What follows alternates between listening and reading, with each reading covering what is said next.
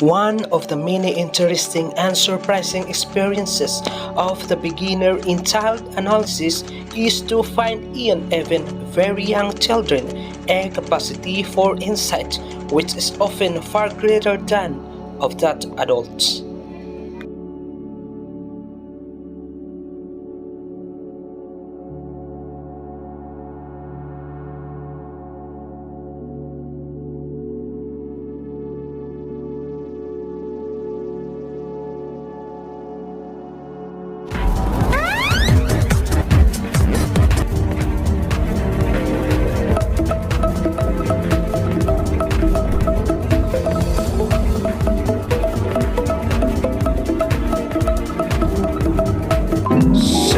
Seven Morningstar from Incorporated Kingdom of Arliga presents.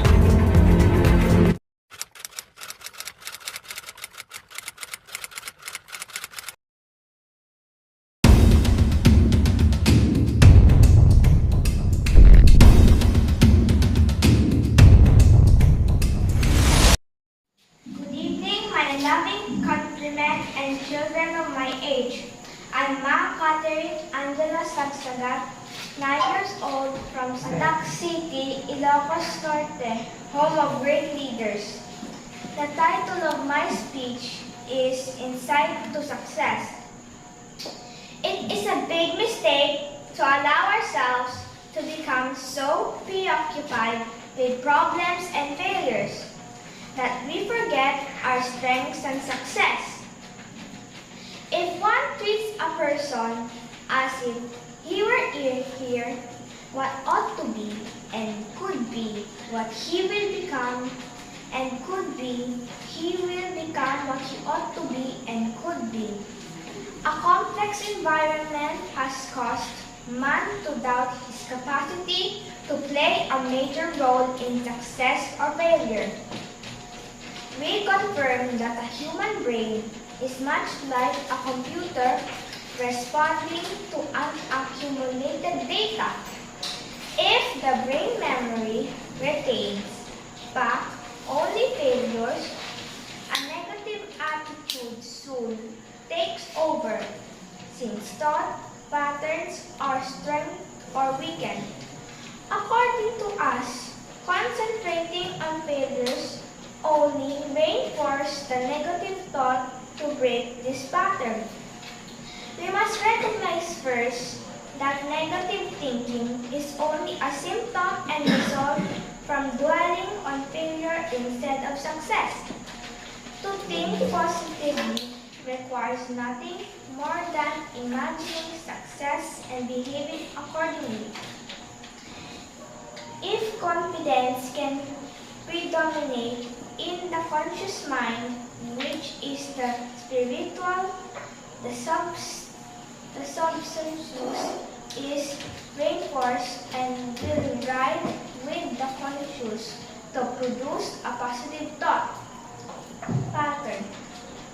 A repetition of this process produces a positive thinking habit and capability. One of the best positive solutions to any problem is the so-called "it can be done" thought. Nothing is beyond the reach of an individual. The existence of a modern attitude can prove that nothing is impossible. Here and there and everywhere, we find the works of man who know how to get a job done. Keep it a secret, yet this man realize good. We are given only one life, one span to live it, which means that they will soon pass by this earthly life. Their footsteps should further be exploited by those who follow. Thus, the secret is shared, and that is a secret in making things done. The journey, the longest mile, begins with a single step. Most of us fail before getting a job done, merely because of the difficulty of making a start. No one knows what is all that he can do until he makes a try. We have heard of great men, Jesus, Rizal, and Marcos, whose achievements influence our daily lives today. But may we ask, what has made some greatness does not just happen? All that is great in a man comes to faith and work. Everything is working out its mission and giving meaning to its own existence. It is only by faith and by working can a man give meaning to his own existence. The law of nature governs that when an activity ceases, a retrograde process sets in and destroys the ability necessary to activity. When we cease to use our facilities, they deteriorate. Hence, if a man does not work, nature outcasts him. I contribute to a thought of becoming great. If you want to become a champion, excel and be the best of the best there is.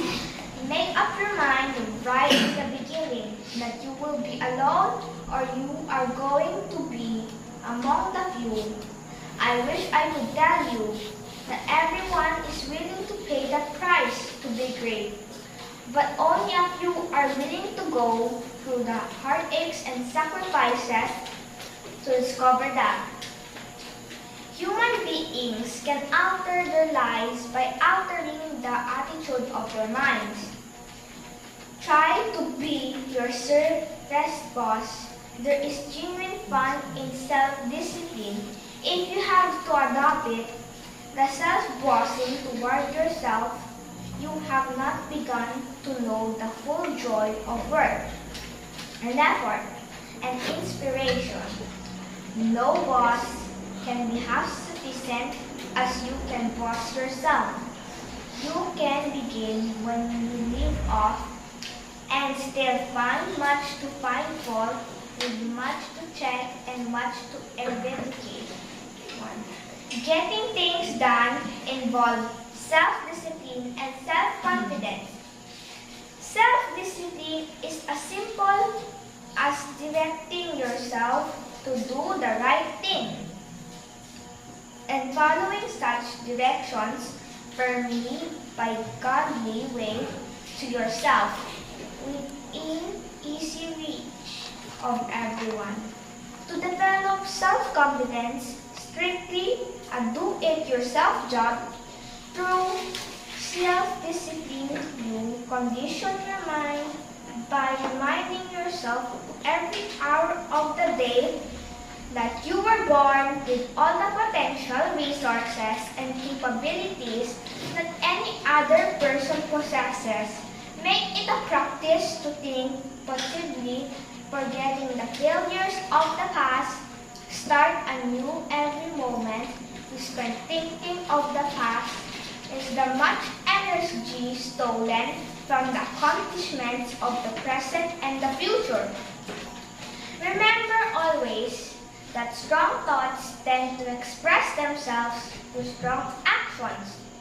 Think of the things you must do and need to be done to earn success, and your actions will follow your thoughts, bringing you success.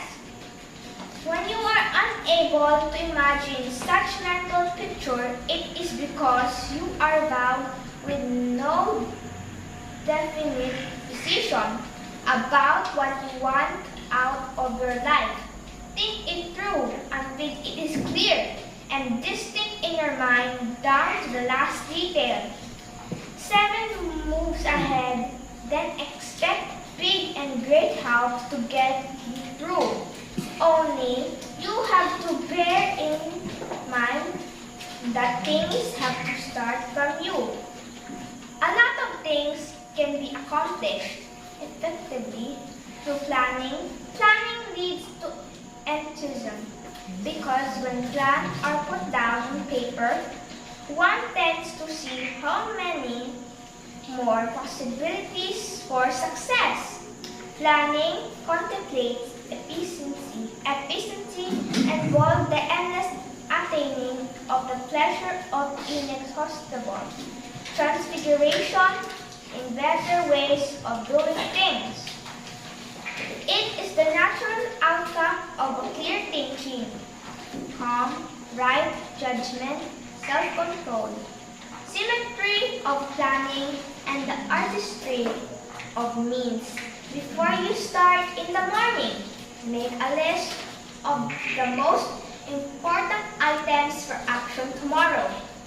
No matter what we do in life, if you will physically write down the most important things to be accomplished on the following day, we will take a major step toward investing our life with a new purpose.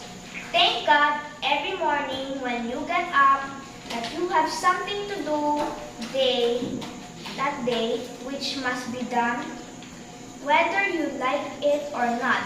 Being forced to work and forced to do your best will break in your temperance and self-control, diligence and strength of will, cheerfulness and contentment, 100 virtues which the idle one will never know that the Holy Spirit is now working within you. Thank you and good morning.